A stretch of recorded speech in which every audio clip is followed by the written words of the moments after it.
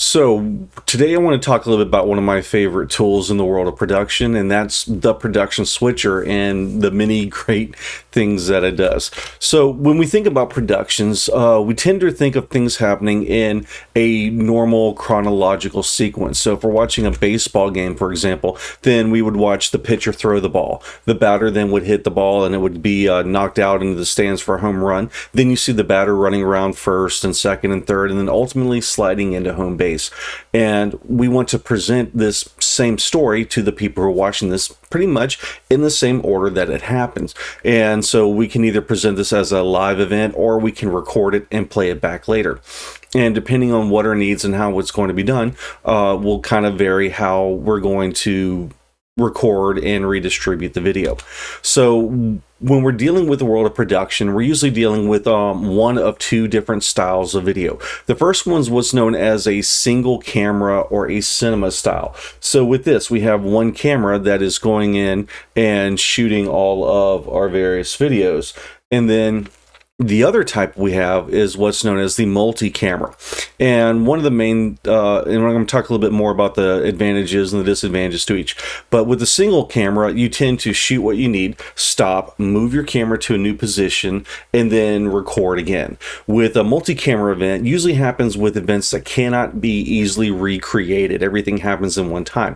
So examples would be sporting events, debates between different people having different perspectives. It could be a political debate, it could be a pro and con debate, but a lot of this times it's not easy to recreate that video, so having multiple cameras shoot it at the same time is beneficial. You have interview segments where a host is going to talk to a guest, and then in the video that's behind me, they're shooting a soap opera television show, and for them the best method of this shooting this is, instead of trying to do a cinema style, they found it easier to do multiple cameras. So let's take a look at the single camera or the cinema style. So with this, shots are basically composed and recorded. They can be done on film, videotape, digital format, and then they're going to be edited later, and those different clips are going to be put together. So with this allows for one camera to move around to compose different angles. So if two people are having a conversation, you got person one and person two, you can go in and shoot all of person one's lines and have, then the camera can move around to camera two, and then that other person can record their lines. And instead of having to go back and forth, you can shoot all of one person, shoot all the other person, and then go back into editing and have their conversation cut back and forth. So it gives you the ability to have multiple points of view that you can look. And because of this, shots can be shot in any order. They can be shot out of sequence.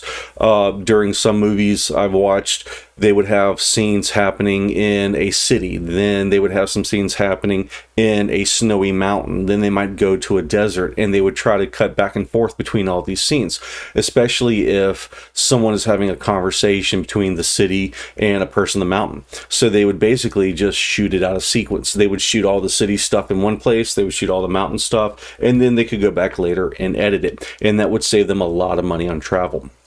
One of the other advantages to it is that if you make a mistake, you can do it over again. And one of my favorite things to watch is at the end of the movie or an extra that's on one of like the DVDs or on YouTube, is watching the actors like forget their lines or they make a mistake and they start laughing, and then they're like, all right, let's stop and redo it again. So the blooper reel, one of my personal favorite things to watch. And because of that, mistakes and bad takes happen, and you can do them over and over again until you get it right. So with some of my videos, I might flub a line, I might say something wrong, and I've got to stop and repeat it. Well, that's sort of the live action. If I were to record this and do take after take and edit it, then trust me, this presentation would be a lot more polished than what I'm presenting right now. But other advantages with the single camera system is that it needs a minimal amount of equipment. So you can kind of see happening in this person. I've got a reporter, she's got a camera and a tripod, and that's about it.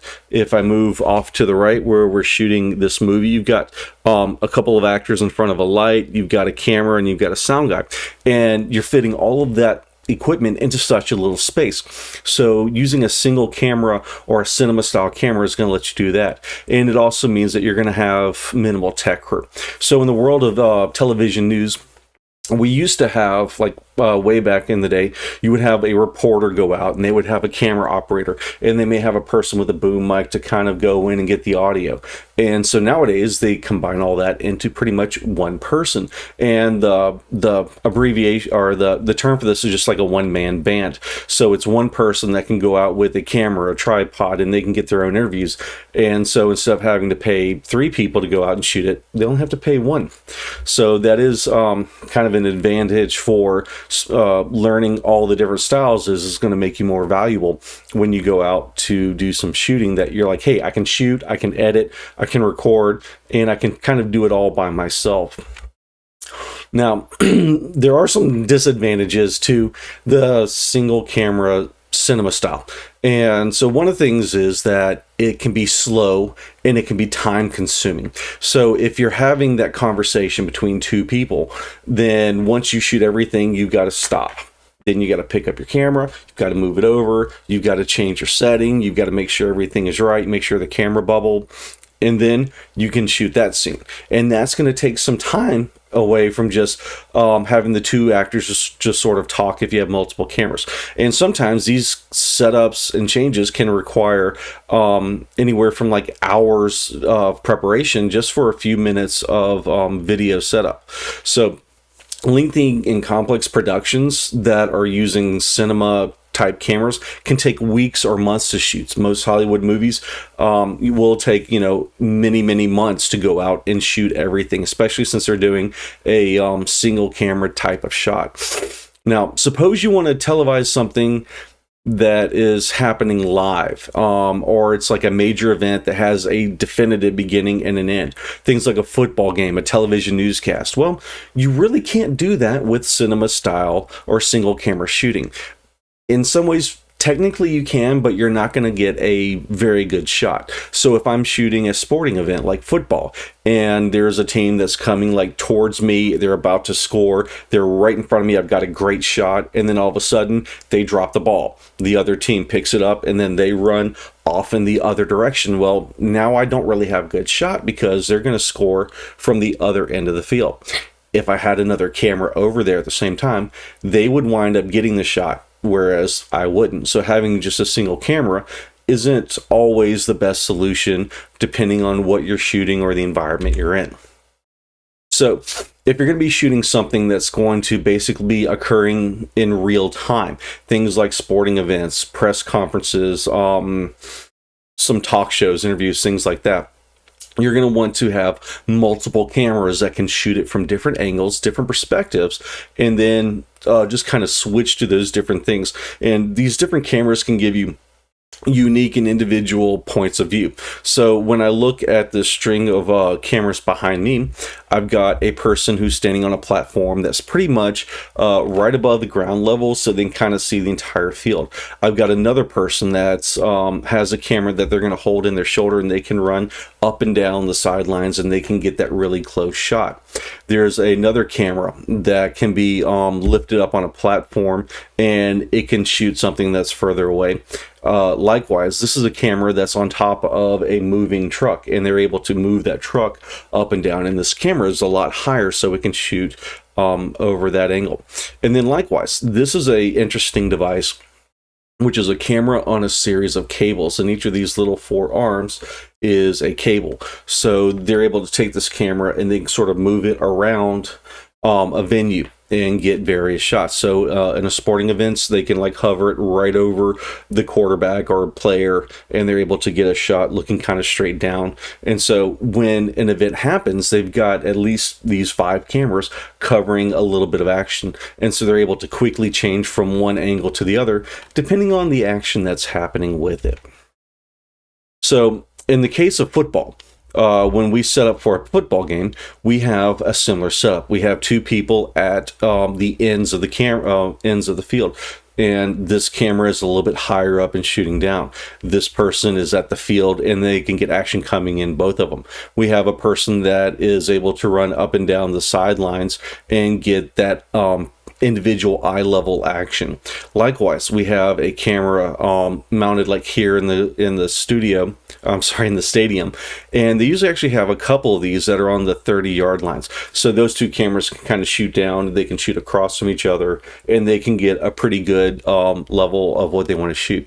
And with these cameras, I can see that on the front of them, just like with this camera, they have a very big lens, so they're able to get a very tight shot of the action.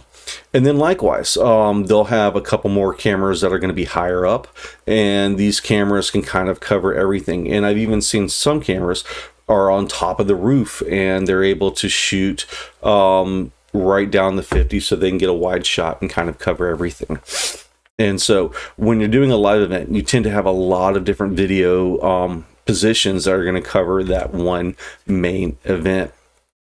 And how do you go from one position to the other? Now, the hard way would be for all the cameras to record the video, and then you would edit that later on. And that could take hours and hours and months of time just to edit an event that happened in real time. So if you have something like a production switcher, all of these video sources come into the switcher, and you're able to record and change between them. And production switchers come in a wide variety of sizes, inputs, and qualities. So you have small portable switchers that you can take with you on location. This on the left is a switcher in a box, and you just plug your cameras in, and you have the ability to either use like a touch screen to switch, or there's a tablet that can remotely control it. Some smaller venues, I see like this a lot of times at like churches and small community areas, that they just need a switcher that can handle just a few inputs. And then for bigger events, live productions like sporting events, newscasts, you're going to have a bigger switcher, and you can see that each of these buttons in a row is going to represent a video source. So there's quite a bit of opportunity to put these different types of videos in. Now, the switcher that we use here at Trojan Vision is one called the Broadcast Pix. And this switcher is a 22 input switcher, and I have a couple of different rows that can do special effects.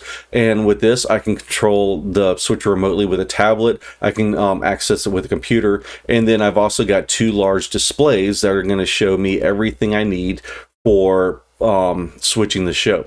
Now, I've also got up on canvas a picture of what the switcher looks like if you would like to get a closer look at how the switcher is laid out and the buttons that tie into it. And so at Trojan Vision, this is what our setup looks like after we'd recently got our switcher. You can see the Broadcast Pix, and then in front of us is a series of monitors. On the right side, I've got various feeds for like cameras. I've got graphics. On the left side, I've got other things like name graphics and CGs. I have the ability to see what's on program, and that's what this large screen is what our main program out is. And I'll talk about that a little bit more later. The screen off to the left is what we see over cable television, and this is on about a 7-second delay. So once we send video out on program, it'll come back on television, and we kind of use that to see how we're doing and to check the quality of our show. And so when we're dealing with a production switcher, it's not all just about the cameras. The switcher can take multiple inputs from various types of sources, and you have the ability to determine what's going to go out on the air. So with the way this is set up is we have large cameras, we've got small cameras. We even have a camera that's like hanging off the ceiling that we can use. We have the ability to also pull in displays from computers and tablets. So whenever we do like a segment of weather for news, we'll have our weather maps up on a computer, and the production switcher sees those maps. Likewise, we have video players that we can play off. We've moved away from the realm of videotapes, and now we deal with video servers. So the servers have videos that come in from various things, including satellite receivers. So you can also see down here is a video server, which is about like 4 computers wide, and it's able to play things into the switcher.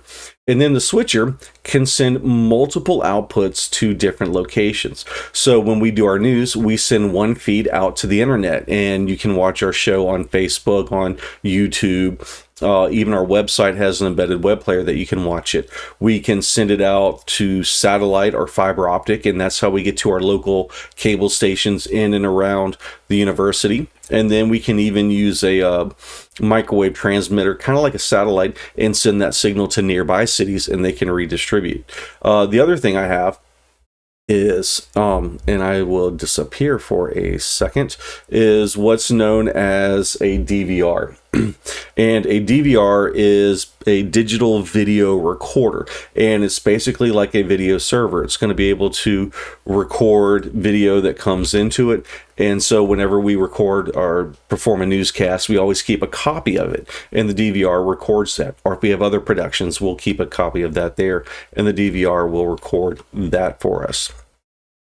And so that's the production switcher. And so when you're dealing with the world of cinema style or single camera shooting, or an event that's going to happen sort of in real time, you might want to consider if you're going to need a single camera for something that you can stop and edit and shoot in different perspectives, or if you're going to need something that you can't do more than once, if you only get one chance at it, then you're probably going to want to do a multi-camera shot that can be set up and then switch with